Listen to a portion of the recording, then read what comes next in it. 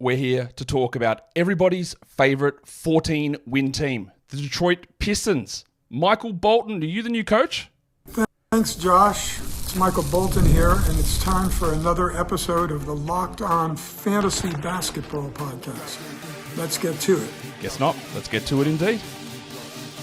You are Locked On Fantasy, your daily NBA fantasy podcast. Part of the Locked On Podcast Network, your team every day. Hello and welcome to the Locked On Fantasy Basketball Podcast, brought to you by Basketball Monster. My name is Josh Lloyd, and make sure you stay tuned after the show to find out how to purchase this episode on vinyl. I'm also the lead fantasy analyst at basketballmonster.com, and you can find me on Twitter as always at redrock_bball, on TikTok at redrock_bball, and on Instagram at Locked On Fantasy Basketball. Today's episode is brought to you by FanDuel. Now, through September 22nd, all FanDuel customers bet $5 and get a 3-week free trial of NFL Sunday Ticket thanks to YouTube and YouTube TV. Visit FanDuel.com/LockedOn to get started. Thank you also for making Locked On Fantasy Basketball your first listen every day. We are free. We're available on all platforms, so thumb it up and double bang and single bang and all the bangs. And don't just single, actually double all the time. Hit those comments as well. We're talking Detroit Pistons, a team that has thankfully undergone another makeover. Las Vegas resident Troy Weaver is out. Bag getting legend Monty Williams is out, but we're talking Pistons with the host of the Locked On Pistons podcast, Ku Khahil. Let's bring him in. So he's back again. One more season. I heard a rumor, Ku, that you were offered a gigantic $78 million plus buyout to not come back to Locked On Pistons, but you actually do it for the love of the game, unlike other people that maybe are tangentially related to talking about the Pistons. Sure, we'll go with that. We'll go with the love of the game. We'll go with that one. Of course, you're here for the love of the game, and honestly, people might say this in many different spots, in many different teams, in many different sports, and they'll often be incorrect. But they will say things like, "Well, you know what? It can't be worse." I think it actually applies without any debate here whatsoever. There is almost no. How could it possibly be worse than last season for the Pistons? Yeah, unless, I don't even want to say what would have to happen. Yeah, no, it can't. It's no way it could be worse. It's impossible. It can't be. We know they have new head coach, new general manager, 2-3 years overdue on that one. Tom Gore's eating the money of the Monty Williams signing, which was weird when it happened, and everything around that, bringing in shooting coaches. It doesn't mean there's not questionable decisions that get made at times. That happens with every team, but it does at least look a little bit more promising. Let's just take a look at the guys who have arrived, and there are actual adults and NBA players. How you view how high of a value these guys have, that's up to you. But Tobias Harris, Malik Beasley, Tim Hardaway, two shooters. What else they do, not really sure. They pull a shocker at the draft. I thought in picking Ron Holland, and by shocker, Ku, I mean that I didn't expect them to do it. I had Ron Holland number 2 overall on my board, so I'm totally okay with them making that selection. They claim Paul Reed off waivers, so they're bringing in just a bunch of solid players. We're not going to speak a lot about Ron Holland during the show, but was there any word that you had whatsoever that was the direction they were going? No, the shock that others felt outside Detroit was the same amount of shock within Detroit, and it was the same amount of shock even Ron had himself. I remember I was at the Pistons practice facility. All the media was there for draft night, so when the Pistons made their selection, we could talk with Trajan right after about why he made the selection, etc.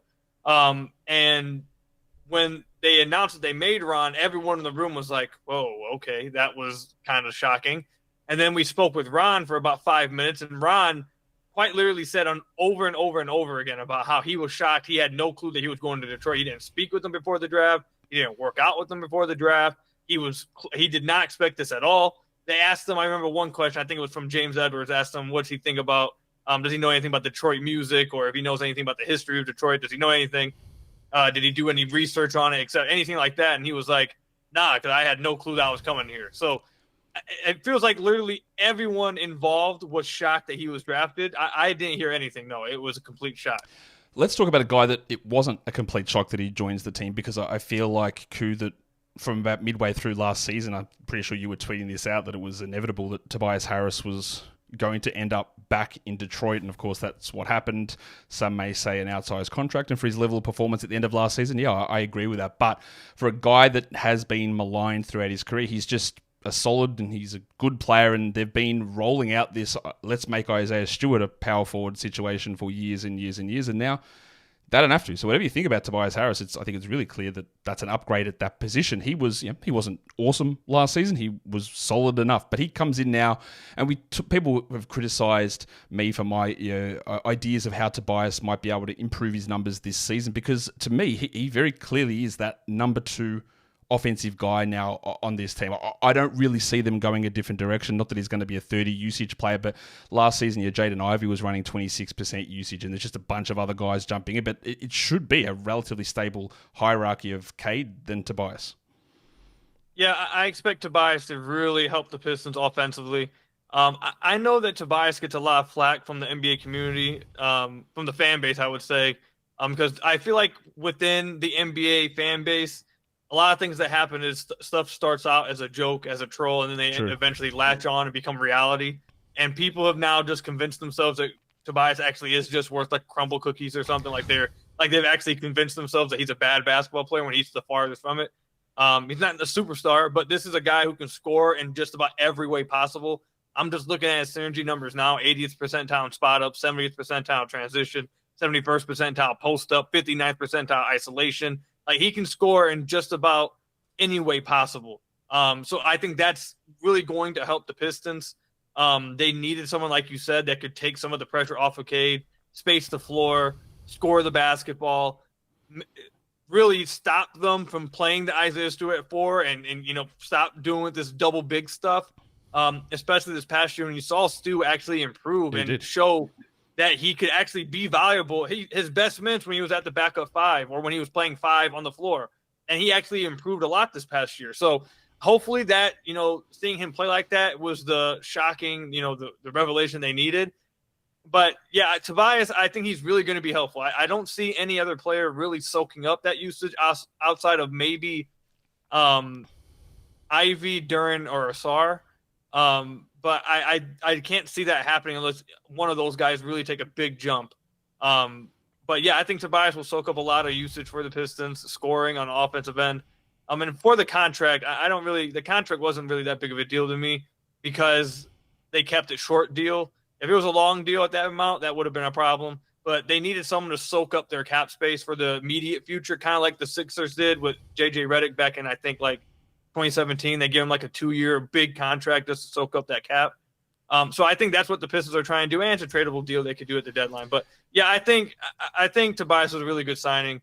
Everyone knew that he was coming back to Detroit for a few years now. He has family here. He met his wife here. He's been wanting to come back for a few years now, what I've heard. So it wasn't shocking that he returned. Yeah, it was just written in everywhere for months and months and months. It's not a surprise whatsoever. And again, it feels a pretty significant need on this team in terms of the guys that they lost. Yeah, Quentin Grimes moves across in a trade which I thought was a bad value deal for Detroit, but we've spoken. It was a bad one.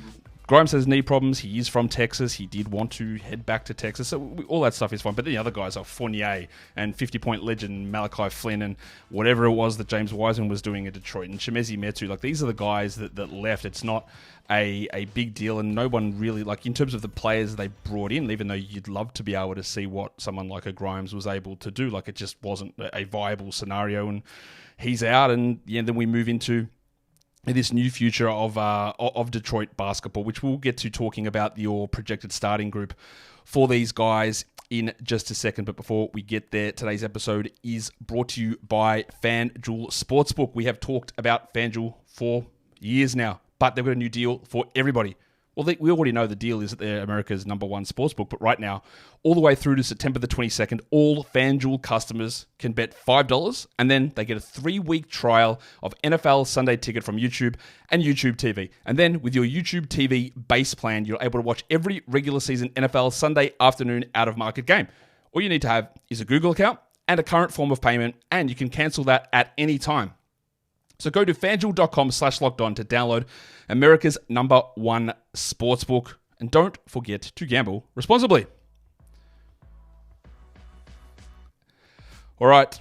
Ku, we're back to talk about your projected starters on this squad. And most of the time when the guests come on and talk, we actually are in like full agreement on the projected starters. I don't really know what to make of this Pistons team. They are... let's lock in Cade Cunningham. He is going to start. There is zero question about that. Tobias Harris is going to start. There is zero question about that. Jalen Duren, I'd put at 98% going to start. Like, I don't think there's any change there. He's a guy that is very high potential, but I think the way that some people view him is very different to what he is, but we can talk about that a little bit more later. And then the other two spots, Cade, Tobias, Duren, you've got Ausar Thompson and Simone Fontecchio. So people will notice there is no Jaden Ivey. People will notice there is no Malik Beasley. There is no Tim Hardaway. There is no, I think I said Jaden Ivey already. This is a different sort of group that I do like. And then I say that I disagree with it necessarily. I'm not sure if I do anymore. Like, I'm looking at like getting the shooting of Fontecchio there is important. I guess my query there is how, and I was going to talk more about this later, but how does the Ausar Thompson, Jalen Duren combination work? Yeah, Ivy isn't a great shooter, but at least he's got some level of shooting. Like, is that, do you think, the debate, or do you think they're actually settled on Ausar being this guy they need out there for perimeter defense?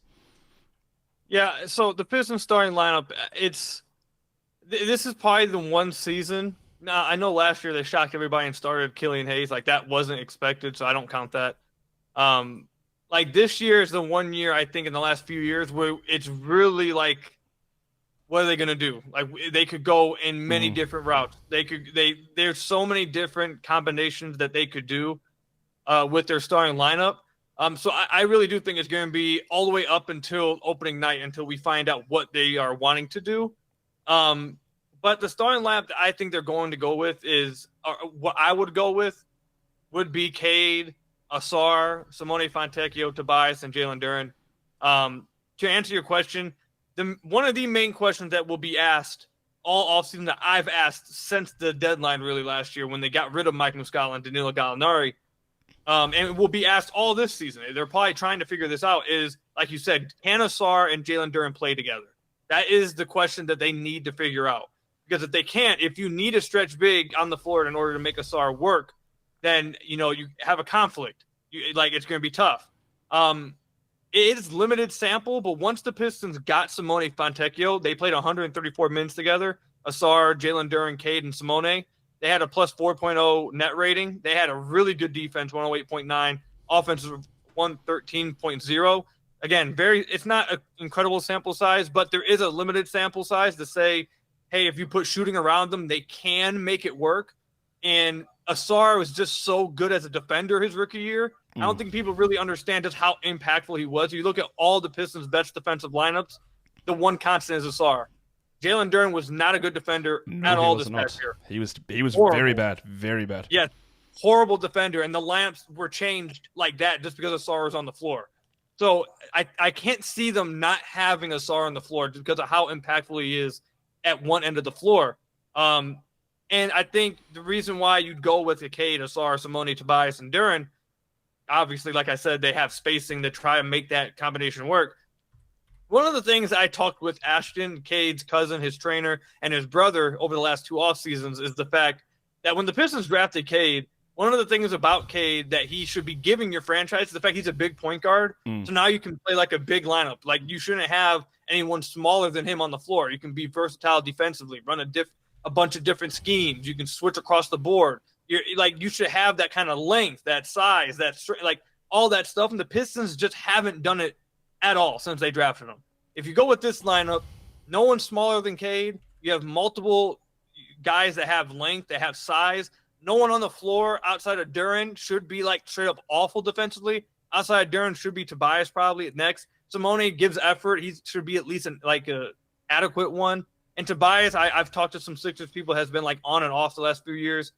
But I think they have to start utilizing Cade's size and what he gives you as a big point guard. So that's the lineup I would go with. And limited sample size. Again, 134 minutes says if you surround them with shooting, they can make it work.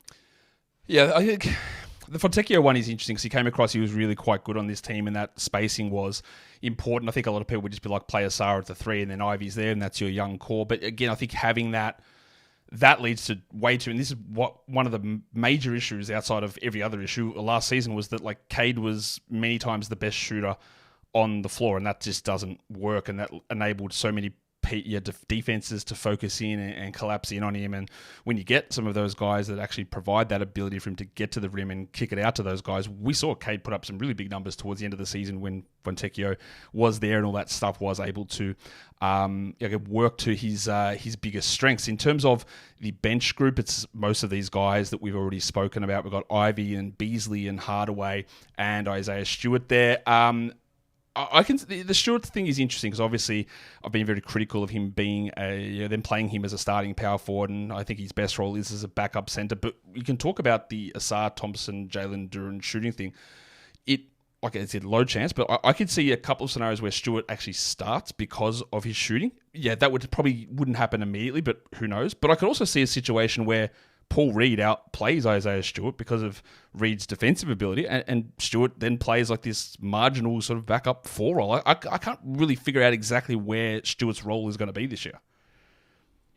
I'll simply say that if they don't play Isaiah Stewart as a backup five this year, I've given up. Like, it just, I don't know how much more sample we need to see to know that his best position is as a five, and what he brings is most valuable as a five. There's no such thing as a stretch four no more. Everyone can shoot. True. Everyone can shoot threes now. That's a four. Like, this is not 2015. Like, that's not how it works. A stretch five, though, that's valuable. Having a guy that can space out another center. Stu is off the dribble. He's very stoic. He's very stiff off the dribble, so he can't really attack a four off the dribble. But can he attack a five off the dribble? Yeah, we saw him do it a few times. Like, it just makes it. And what's his best defensive attribute? Like, what's supposed to be his super power trait on defense is the fact he's able to switch across the board. Well, like, you don't really get to maximize that unless he's as a five, because it just doesn't make sense why you wouldn't play him as a backup five. If they go into year 4 with him now and they still don't play him as a backup five, like, I just have to wonder what's going on. I would be shocked if they don't. From what I've heard and what the lineup is or what the roster is shaping up to be, that's going to be his position. But if for some reason that's not how they play him, I don't really get what's going on. Let me ask you this quick question about Isaiah Stewart, because one of the things he came in, I didn't like the draft pick when he was made. I said, I don't really see where he is. He's an undersized guy. I don't really see it. Then he was better than I thought as a rookie. And one of the things that a lot of the advanced models liked about Stewart in that first year was he had a really high steal rate. And then he's one of the worst steal guys in the entirety of the NBA now. Like, his steal percentage is 3rd percentile, 5th percentile, 2nd percentile, half from his rookie year, where he was sitting at about league or a bit under league average, but solid enough from a big man. And now he just does none of that stuff. His block rate went from 5.2 to 2.2. All of the stuff that made him this interesting prospect, these defensive event generator guys, it's all disappeared. Everything has gone away. Is that because they were trying to force him to become something he wasn't as his stretch four? Like, where, especially the steals, like, where is his defensive, passing lane and getting quick hands? Where did all that go? So the thing with Stu defensively, I think some of the raw numbers do come with the fact that they pull him away from the rim a little bit as a four. I think that hurts some, like you mentioned, like the steal percentage stuff. But from watching Stu the last 4 years, having quick hands isn't something that's jumped off the page to me. I think more so that rookie year was an outlier year then with that, because he's never struck me as someone who has quick hands on the defensive end like that. His superpower has been his switchability. And defensive and around the rim, there's some numbers, I should have brought them with me, but there's some numbers that how his rim, what guys shoot against him at the rim, they're much better than what his block numbers would suggest. He makes impact at the rim. He just doesn't block many shots. He goes up straight. He knows how to contest shots. He just doesn't block as many. I think that has to do with the fact that he's undersized. He doesn't have much pop vertically, but he has long arms, and he does know how to go vertical, and he is an active defender. So I don't expect him to. Like I said, I think the rookie year with the steals was probably just an outlier year. I just don't. He's never popped to me as someone who has quick hands, and I just think that defensively, what you want out of Stu is his ability to switch. That is his best attribute. That's probably his best attribute as a player right now. So that's where his defensive impact comes from. I don't know.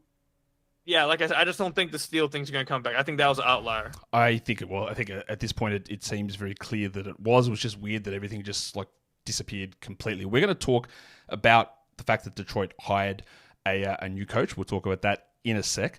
But today's episode is brought to you by BetterHelp. If you're a Pistons fan, well, self-care was of paramount importance over the last couple of years. Tearing your hair out at the front office decisions, tearing your hair out at whatever was happening for the guy that purported to be a head coach. It was frustrating. You need those things to keep you in a great place of mind, to be able to deal with your family commitments, your work commitments, your school commitments. So having an outlet for self-care is really important. Therapy can be one of those things. We don't always think of it that way, but it can be. Going to therapy, speaking to someone about the things that are really getting to you is a great way of taking care of yourself, which literally is what self-care is. So if you've been thinking of starting therapy, give BetterHelp a try. It's entirely online. It is designed, as you're well aware, to be convenient, to be flexible. You fill out an online questionnaire. The big fellas over at BetterHelp, they will match you with a therapist who fits what you need. But if when you get in there and you're in the session and it doesn't work out, well, you can just change to another therapist free of charge. So you get that connection to help you get the most out of your experience. Never skip therapy day with BetterHelp. Visit betterhelp.com/lockedonnba today to get 10% off your first month. That is BetterHelp, HELP.com/lockedonnba. All right, so the Pistons do, of course, bring in a new head coach. Tom Gores eats the money on Monty Williams' contract, and they bring in JB Bickerstaff, who is a coach that I've had I don't know what the right term would be, but I did not think he was a particularly good coach. And interim stops in Houston, and then he was in Memphis, and then in Cleveland. He had moments of being not very good, but I thought he did better, much better there. And he's, I won't say that I can't say that he's necessarily 100% a better coach than Monty Williams, because we've seen Monty have really high level success, but he's better than whatever it was that Monty Williams was serving up last season. Now, the big difference to me, one of the criticisms the Pistons fans, media, anyone with a working brain threw at the Pistons last season is the absolute nonsense rotations. The 11 guys in a first quarter after telling us we're cutting it down. The guys playing in non-specific positions and not having roles that they understood. JB Bickerstaff goes, all right, I got 9 guys. You're all playing 35 minutes a night. Everyone else, screw it. Like, we are not expanding this stuff out. We are giving huge minutes to our best players, and we are putting them in a consistent role every time. Has there been any talk of that when you've spoken to JB or you've seen interviews with him about that mindset carrying across? Because that's obviously a big contrast to what it was last season, but it does help these guys like Cunningham and Harris get these extra minutes, and even Jaden Ivey. Like, this is your role, and you will play a lot more in these roles because we want to rely on our best players. So I just want to hit real quickly on Monty. JB is going to be better than Monty simply because it seems like JB wants to be here. Mm-hmm. Monty, at all times, it just felt like he didn't even want to be here. He just took the job because of money, and he just didn't care. So just having someone like JB did an interview with Richard Jefferson like a week ago or 2 weeks ago, and in there they talked about the Pistons job, and he showed more enthusiasm in that interview than Monty did at any point outside the opening press conference when they asked him, why do you take the job? And he said the money. So that was the that's the core difference there. When it comes to the rotation and stuff, JP hasn't talked much about the rotations. But I have to assume, like you mentioned, like you said, anyone with a working brain, you don't play 11 in one quarter, especially when 2 of the 11 guys is Evan Fournier and Malachi Flynn like that. I don't think that's going to happen.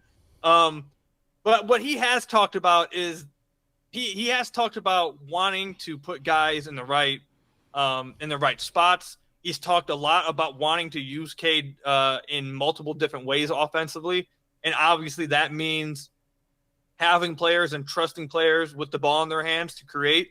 Because I know for a fact they don't want Cade to have that type of stress and usage he had this past year, where everything was him. If it wasn't him, it was going to be a failure. It was just nothing was going to happen.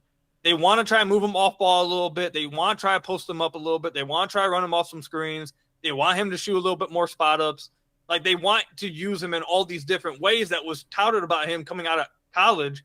Pistons just haven't been able to use those type of things. So I would just expect the Pistons to put Cade in different spots. I expect them to play Jaden Ivey a lot more without Cade on the floor. That was something that was a big talking point this past year. Why aren't you staggering Cade and Ivey?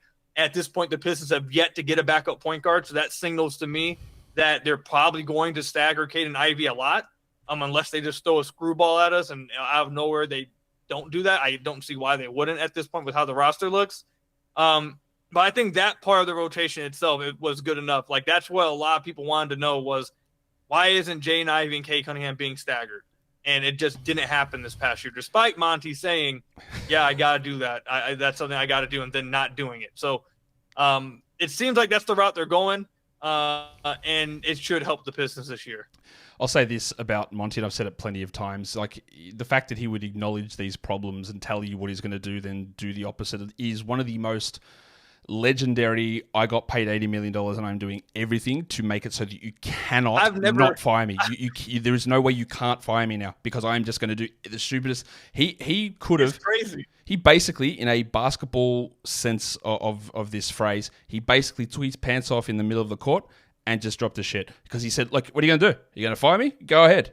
That's basically what he was doing every game. And in the end, they said, "Fine, you went, all right, I'm out. I'll see you guys later. Thanks for the 80 mil. We're good to go." The player to watch for this season, Ku, is that player who we talk about surprise starters. He was a surprise starter last season. There were some injury things that sort of pushed Ausar into that role at the beginning of the season. But another one of those guys that we just had like queries about, Monty, what are you doing? Because he started him and then he benched him. And then we didn't really see Ausar play huge amounts at all after that first 10 to 15 games. There were some struggles early on. We acknowledge that. But he's... here, you've got him here as this. He's an unbelievable defender, an elite rebounder, one of the worst shooters you will see. Then let me just quickly throw this out there. I don't know that you might know this, but over the final 15 games or so of last season, he wasn't a 15% three-point shooter, which he was for the season. He was 28, 29. It wasn't big volume, but that is a level of improvement. Of course, Fred Vincent's in there. He's not going to work miracles overnight, but what are you expecting Ausar to do more this season, apart from have a level of confidence in his role because there's a different coach involved? But what are you expecting Ausar to do better this season to make him that guy that you want to watch? So I don't know if you remember, but last year for the Locked On Fantasy mock draft, or not Locked On Fantasy mock draft, but the Locked On mock draft, I drafted Ausar at 5, and I got laughed at by everybody. And then they went out there and did it. So I always make sure to mention that anytime we talk about Ausar. Not by me, mate. I had Ausar at 4, I think, in this draft, 4 or 5. So I was actually right with you in getting him there, much like I'm right with the Pistons taking Holland, even though that fit can be a little bit iffy. But yeah, I was right there with you. Right. So I loved Ausar. I still love Ausar.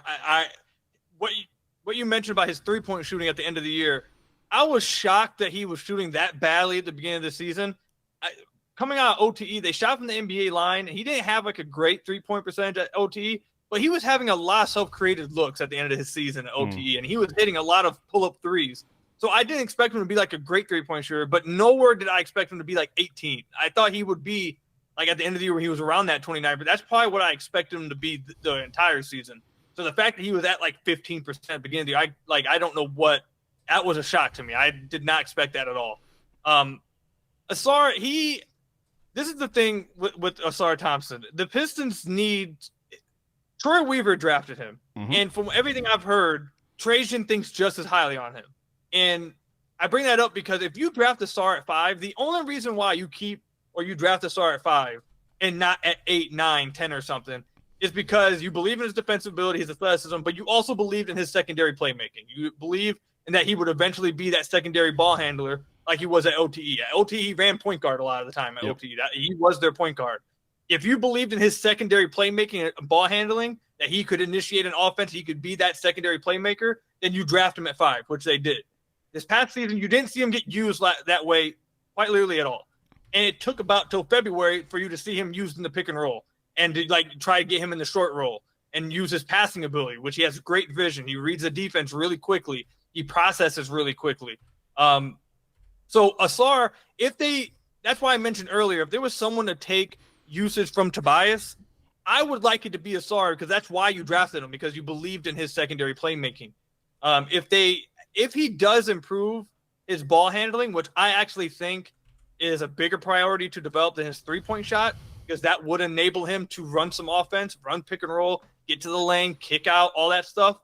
If he improves on that, there's only one other player I think that would have more impact on winning if they improved in an area than that. But if Ausar would do it, he'd be like this. I think that would be like the second most impactful thing of the Pistons season, because that would allow you to play Ausar and Cade as like your 1-2 and allow Ausar to just guard whoever the best player is on the other end. You use that versatility and size defensively, and offensively you have your 2 ball handlers. So I think, like I said, there's only one other player, one other skill set that someone could develop that I think would impact the team more win-loss wise.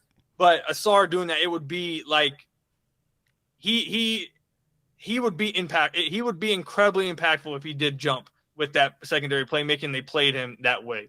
The funny thing is, yesterday I talked to Jackson Gatlin, Locked On Rockets, and he said the one thing that Amen Thompson needs to really work on is not his three-point shooting, it's his handle and his ball handling. So it's like the exact same thing that both of you guys are saying about this guy. Because they can work, Amen probably more than Ausar, they can work to be sort of full-time point guard-ish type players. And I think we saw Ausar play a lot as a power forward at times last season because of that elite rebounding and rim protection numbers. But yeah, like ideally you want him on the perimeter, handling that ball and shutting guys down, coming in weak side blocks, all that sort of thing.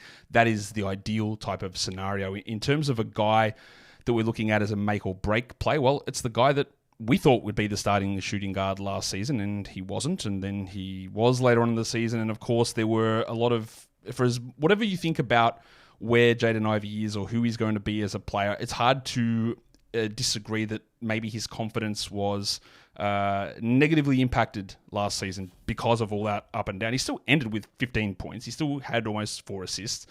Defensively, he struggles. The shooting is not ideal, but he did get to 34%. You've got him here coming off the bench and playing that backup point guard role-ish with Beasley and Hardaway more as the shooters. Where you said make or break, like obviously this front office did not draft Jaden Ivey. I was very high on him in the draft as well. I think he made some moves forward, but it just feels like he's sort of a little on the outer at the moment. Jaden Ivey is probably the most controversial player to talk about with the Pistons community, replacing the guy that started ahead of him at the start of last season. He's now usurped him and is one of the most controversial players to talk about. Because Jaden Ivey, I've always been like okay on him, but after this past season, I'm kind of out on him at this point.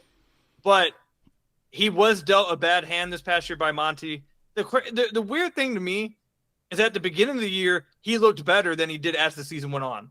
At the beginning of the year, the first 15 games of the year, he was shooting around 53% from the field. His rim frequency was just as high, but his efficiency around the rim was skyrocketed. He wasn't shooting well from deep. He shot 32% during this stretch, but he was finishing at an elite level, and he was really efficient overall the first 15 games of the season. But as the season went on, he just got worse and worse and worse.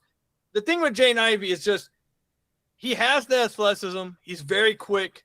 He's going to beat you to the rim almost every time. He's going to be an instant paid touch at all times. The problem is he doesn't create much out of it. Like, he's able to get to the rim. He's able to make the defense crash in. He's able to have that type of gravity, but he's not a good finisher. He's been one of the worst finishers in the NBA the last 2 years for someone with his usage. Yep. This past year, he was at the 24th percentile at the rim. His first year, he was at like the 9th percentile, I think, at the rim. He's not a good shooter. This past year, he was on the 14th percentile on spot-up opportunities out of 309 possessions, 14th percentile. So you got a guy who can get to the rim but can't finish. He can't space the floor.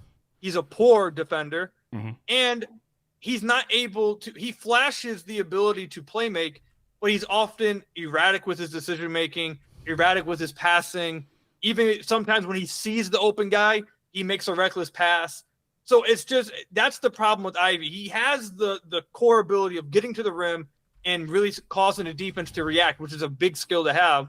But if you're not able to create anything out of it, what's the point of it at that point? So I get he 100% was dealt a bad hand by Monty this past year. Him and Monty were not on the same page, and starting Killian Hayes ahead of him at the beginning of the year, obviously crazy. It frustrated everyone. It frustrated Ivy. It frustrated everybody. However, the one I'll continue to push back. I think Monty had I think Monty did a horrific job with the Pistons. But I think the reason why he wasn't a fan of Ivey are legitimate reasons. I think he understands. He understood that Ivey was a poor decision maker with the ball in his hands. He wasn't shooting the ball well. He's not a good defender. He doesn't have that type of size, and he wasn't finishing well. So it's just like, yeah, you should have played him more because your other option was Killian Hayes. So like, yeah, but also Ivey has a lot of area to grow despite his really tantalizing potential. He has a lot of areas that he has to grow from if he wants to reach that potential. You're bringing all the numbers there because you're right on all those things. Like his rim finishing was horrific as a rookie. It improved this year, but he was running at like 70% for like 68% for the first 10 games or something. And then he was like under 60 for the last 40 games or whatever it was. He just barely hit above that level. And yeah, we could talk Monty for days, but like you're right, like the criticisms that Monty had in terms of limiting Ivey were realistic. And it's the same was when he benched Ausar Thompson. Like I see it because there's just not enough guys here who shoot.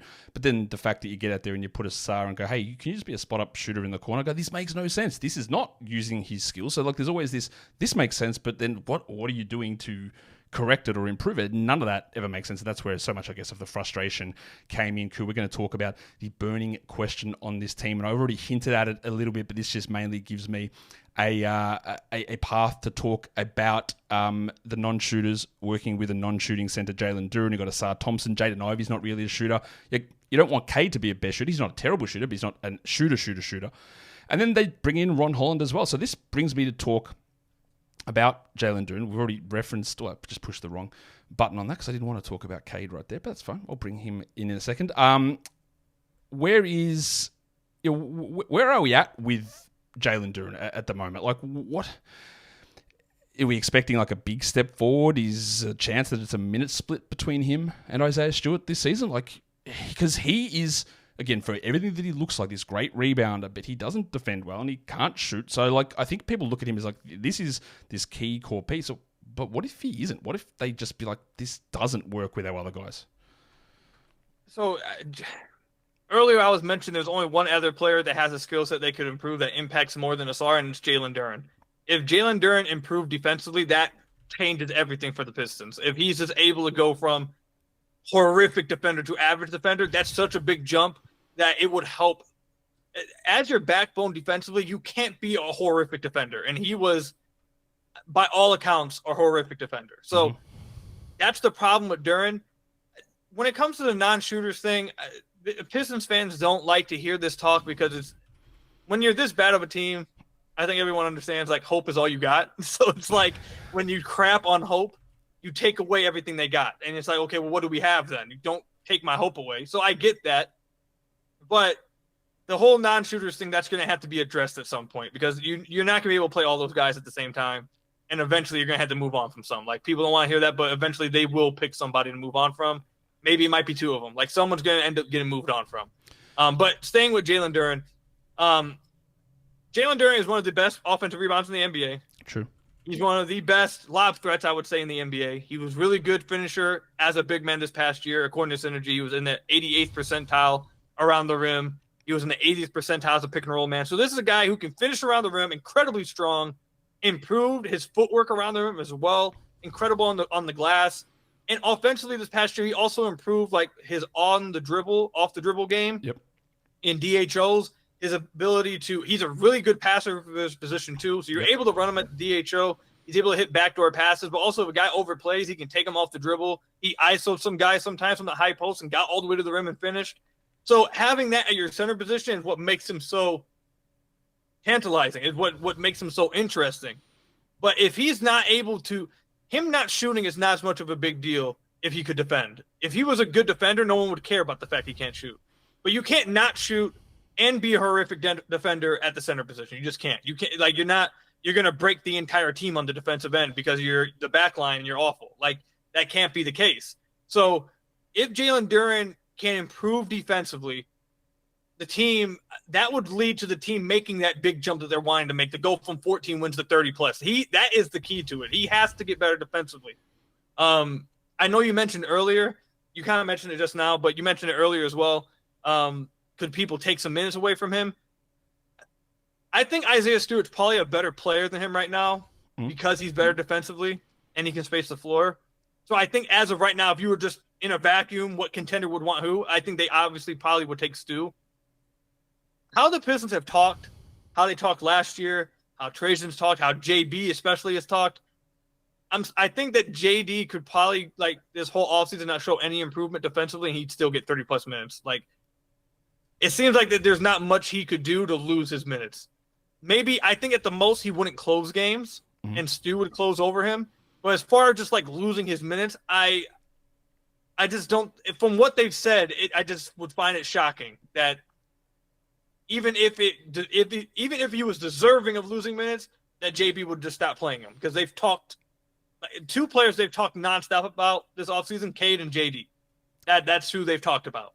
So I would just be shocked if he lost minutes. Closing, I could see him not close games. And also, just to throw this out there, they were, and I had heard this for months, they were trying to get a center this offseason. They were interested in Claxton. They were interested in Isaiah Hartenstein. I even heard some noise about Mitchell Robinson. So they were aware of how bad he was a defender. If they could get an upgrade, they were trying. But Hartenstein obviously signed in like 2 hours. Claxton signed before free agency even started. So, but yeah, he has to improve defensively. That's their only way to being better this year, really, like taking that jump. He has to be better.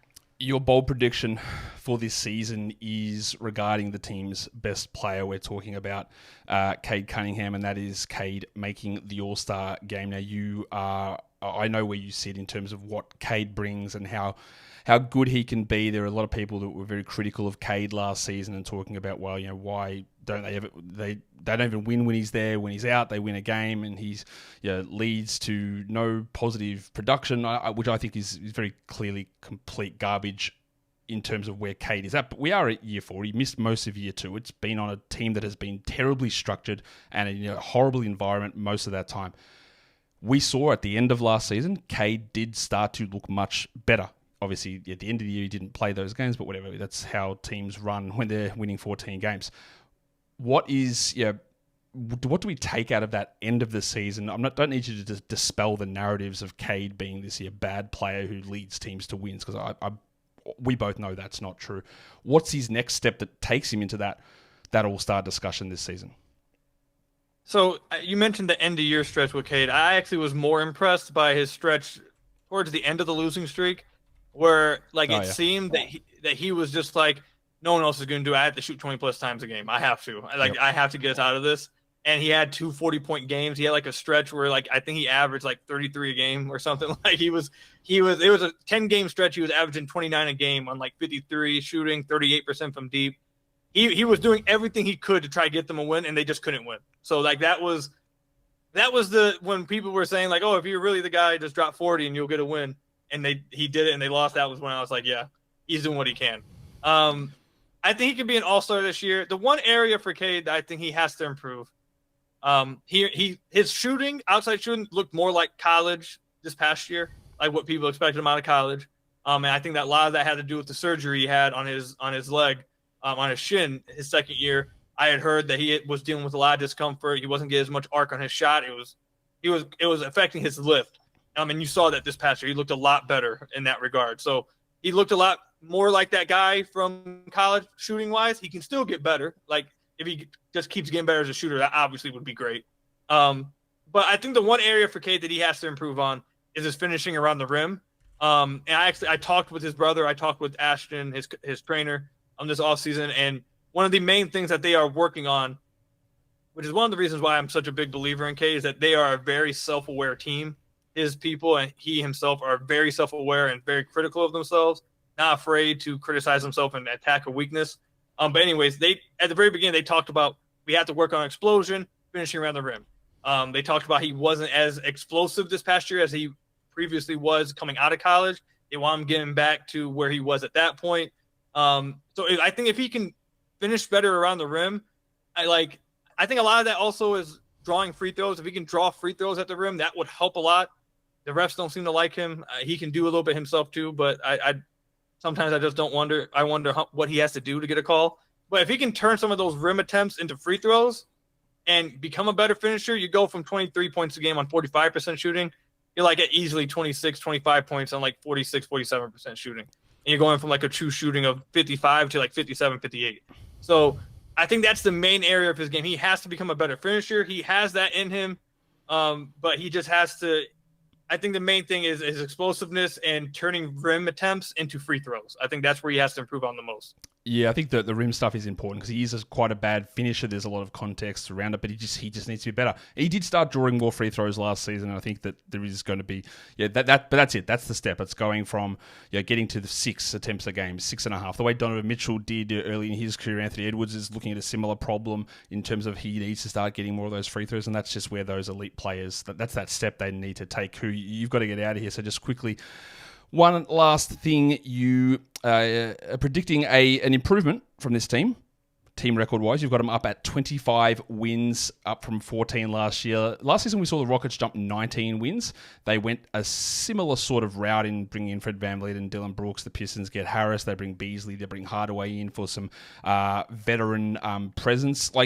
I think that 25 is obviously still bad as a general rule, but I don't think that it's crazy that they push to 27 or 28, even just with the presence of those players coming in and Cade taking a step up and a coach playing a rotation that makes more sense. I do think that this is the first step. It's going to take a while, but I think they could actually maybe go 1 or 2 higher than that even.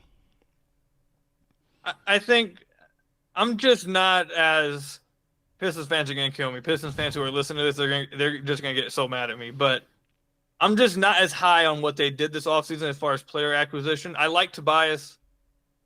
Like Malik is he adds shooting, but he's another just terrible defender. Mm-hmm. THJ is on the wrong side of 30, and how he played out to January for Dallas was just really bad, and he's just another bad defender. They're still going to be relying on a lot of young guys, and Ivey, who I don't have that much belief in right now. Duren, you're relying on Duren when he was a terrible defender. You're kind of hoping that 20-year-old just makes a jump defensively. After 2 years, we've seen him not be one. So it's just, I feel like they're just really relying on a lot of improvements and a lot of hope, and they haven't given reason for hope. So I like Tobias' addition, and I do think Cade will be an all-star level player this year. I just don't know how much that will they won 14 games. That's the thing I keep going back to. You lost 68 games. I don't think people truly understand how many games that is. You were 14 wins bad. To jump to 15, that would be incredible. That's not many teams that are the worst team in the league the previous year make a 10+ win jump. That doesn't happen all the time. So I know a lot of fans want to hear me say they'll win 30+. Maybe they do. Maybe they do, and young guys make that jump and they all improve. That would be great. The previous 15 years of my time as a Pistons, as someone who has been following the Pistons, tells me not to buy that because the last 15 years has been nothing but sorrow. So until they show me, I'm not going to believe it. But I think 25 is still over on their over-under, right? It was 24.5, so I still have them over, but yeah, the big hopes of 30+, I don't see that. Let me just end the show on a positive note. Last season, their expected win-loss was 20 wins. So, they underperformed that by 6. If they get 10 above their expected win-loss, they're at 30. So I guess you never know. Ku, thank you for coming on and chatting about this Pistons franchise who has hopefully turned the page on at least whatever it was that was going on last season. Guys, check out Locked On Pistons for everything that's going on with this team during the season. Ku, thanks again for coming on the show. Appreciate you. And that does bring us to the end of the Pistons preview show. Don't forget, so you never miss an episode, you hit the thumbs up and you subscribe, audio and video, and you give 5 stars and you leave comments and all that stuff. This Pistons team has a really interesting rotation. We'll see what JB does and how he cuts it down and which guys he favours. Is it Ausar? Where do we see Ron Holland playing, if at all? What happens with Malik Beasley and Fontecchio and Jaden Ivey? And can Cade take the step up? And do they get frustrated with Duren? There's a lot to look at with this Pistons team. Guys, we are done here. Thank you so much for listening, everyone. See ya.